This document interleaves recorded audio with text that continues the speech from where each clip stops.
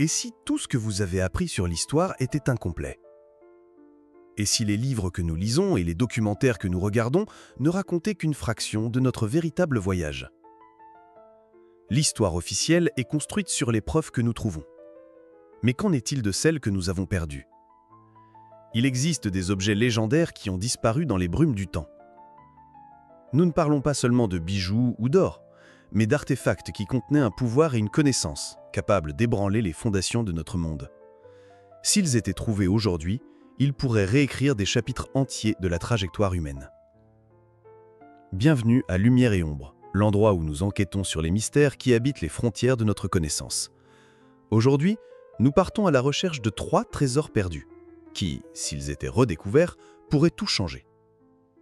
Notre quête commence avec un objet qui est peut-être le plus sacré et le plus puissant de tous.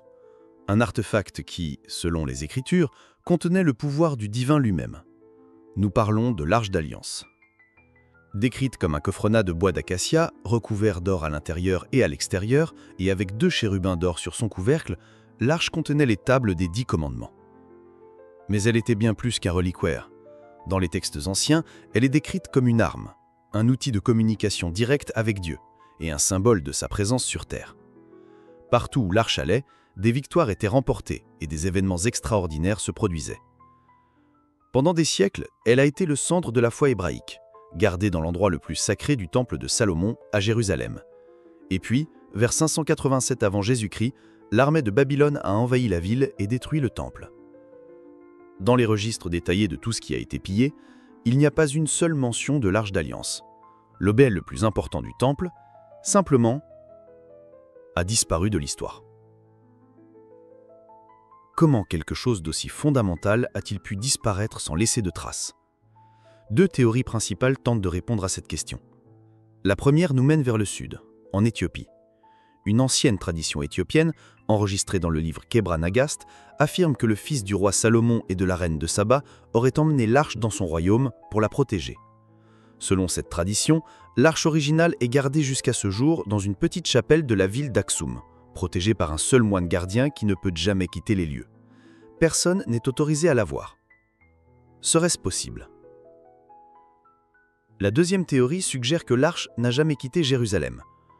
Sachant l'invasion imminente, les prêtres du temple l'auraient cachée dans un système complexe de tunnels et de chambres secrètes construits exactement dans ce but, sous le mont du temple.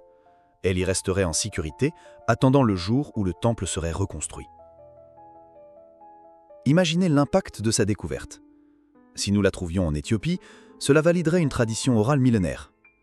Si nous la trouvions sous Jérusalem, ce serait la plus grande découverte archéologique de tous les temps, un événement de proportion mondiale.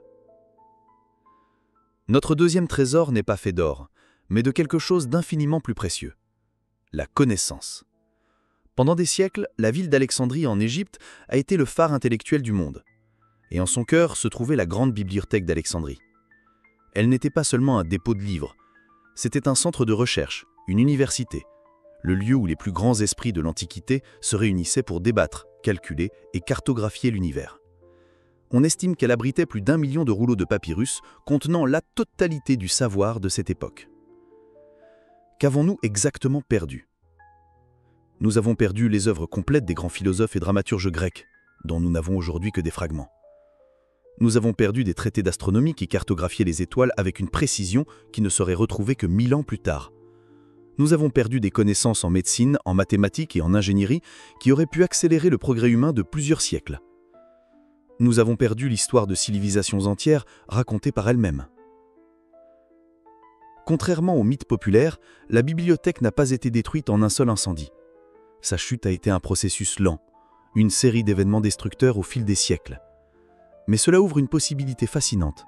Face au danger, de nombreux érudits ont peut-être prévu la fin et fait passer en contrebande les rouleaux les plus importants hors de la ville. La théorie est que des copies ou même des originaux ont survécu, cachés dans des monastères, dans des bibliothèques secrètes comme la celle du Vatican, ou dans des collections privées qui ont été transmises de génération en génération. La découverte d'un seul de ces textes perdus serait comme trouver un chaînon manquant dans notre histoire intellectuelle, une fenêtre à un passé de génie qui a été presque totalement effacé. Notre dernière quête nous mène en Amérique du Sud, à la poursuite d'une légende qui a alimenté la cupidité des conquistadors pendant des générations. Eldorado. Mais le trésor n'est pas une ville pavée d'or. Le vrai secret est bien plus profond. Eldorado, le doré, n'était pas une ville, mais une personne. C'était le titre donné au nouveau chef du peuple Muisca qui habitait la région de l'actuelle Colombie. Lors de son rituel d'entronisation, le nouveau cacique était couvert de poudre d'or. Il naviguait jusqu'au centre du lac sacré de Guativata sur un radeau et en offrande aux dieux, plongeait dans les eaux, tandis que son peuple jetait des précieux artefacts d'or et d'émeraude dans le lac. Les conquistadors européens ne voyaient que la valeur matérielle.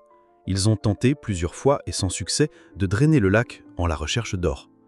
Mais ils ne comprenaient pas que le vrai trésor n'était pas le métal, mais ce qu'il représentait. Chaque pièce jetée dans le lac était un enregistrement, un pièce de l'histoire, de la cosmologie et de l'identité d'un peuple. Ces artefacts racontaient l'histoire des Muisca, une histoire qui a été en grande partie réduite au silence. Au fond de ce lac ne repose non seulement une fortune, mais une bibliothèque de métal, une capsule temps d'une civilisation brillante. Peu d'objets ont été retrouvés du bord du lac et leur sophistication est déjà impressionnante. Qu'y aurait-il encore là-bas, dans les profondeurs intactes? Des cartes d'étoiles? Des registres de dynasties?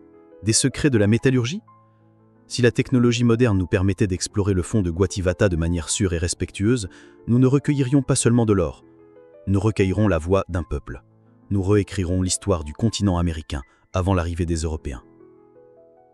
L'Arche d'Alliance, la connaissance d'Alexandrie et la sagesse d'Eldorado. 3 trésors qui prouvent que l'histoire n'est pas une ligne droite, mais un immense puzzle avec des pièces fondamentales encore manquantes. La quête pour les retrouver est un voyage qui nous mène aux limites de la foi, de la science et de l'ambition. Et nous rappelle que les plus grands trésors ne sont pas ceux que nous pouvons posséder, mais ceux qui peuvent nous apprendre qui nous étions vraiment. Les secrets sont toujours là, attendant entre la lumière de la connaissance et les sombres de l'oubli. Et vous? Lequel de ces trésors pensez-vous qui est le plus proche d'être trouvé? Et lequel aurait le plus grand impact sur le monde d'aujourd'hui? Laissez votre théorie ici dans les commentaires. Si vous aimez percer les grands mystères de notre histoire, n'oubliez pas de vous abonner à Lumière et Ombre et d'activer les notifications. À la prochaine enquête!